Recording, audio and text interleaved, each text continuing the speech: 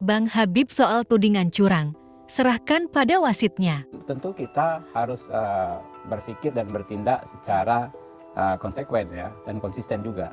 Jadi kalau kita menganggap persoalan majunya seorang anak presiden akan menimbulkan bahaya ketidaknetralan, konstitusi kita justru mengatur bahwa seorang presiden incumbent bisa maju sebagai calon presiden di periode berikutnya.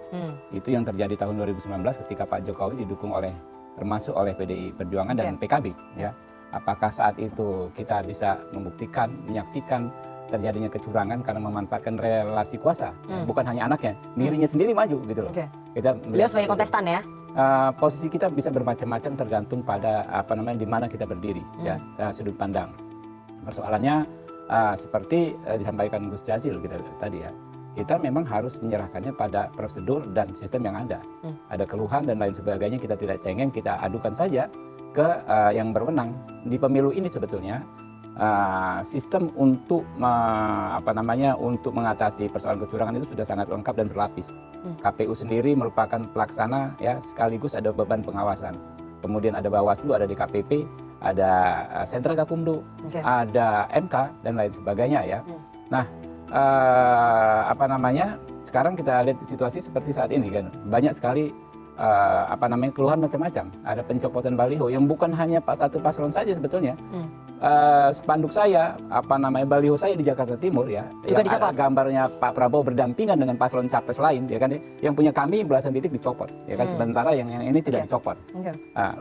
Apa yang kami lakukan? Kita tidak menuduh kecurangan, makanya hilang yang jelas kan. Ya maksudnya nggak ada, jadi nggak tahu siapa yang nyopot. Ya, makanya kami tidak ingin menjadikan itu sebagai tuduhan ya kan. Kami lebih memilih menempuh jalur hukum, melapor ya kan, dan menyerahkannya pada Satpol PP kali yang menertibkan di masa tenang. Makanya kan gini, saya sampaikan dulu, jangan dipotong.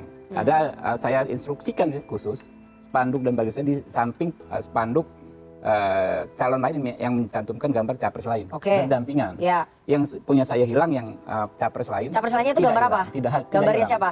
Saya nggak mau sebutkan. Ya kan? Tapi capres nomor 3. Saya nggak mau sebutkan, tapi selain Pak Prabowo ya kan. Itu faktanya. Intinya kekuasaan itu juga saat ini tidak mutlak. Kalau kita bilang Orde Baru kan sentralistik. Ini kan tersebar. Mohon maaf ya. Dari semua paslon ini kan ada kekuasaan ya. Di kami ada beberapa menteri, ada anak presiden, lah disebut relasi kekuasaan. Di pasangan Pak Ganjar ada juga, makanya kan kemarin muncul isu soal mengatakan ini muncul isu ya soal fakta integritas. Nanti saya bahas itu. Ya kan, soal kasus Majalengka yang sudah ada kekuatan hukum. Jadi 10 ya temuan kecurangan di 10 titik yang ditemukan oleh TKN apa? Enggak, saya bukan 10 ya. Saya cuma menyampaikan beberapa contoh ya.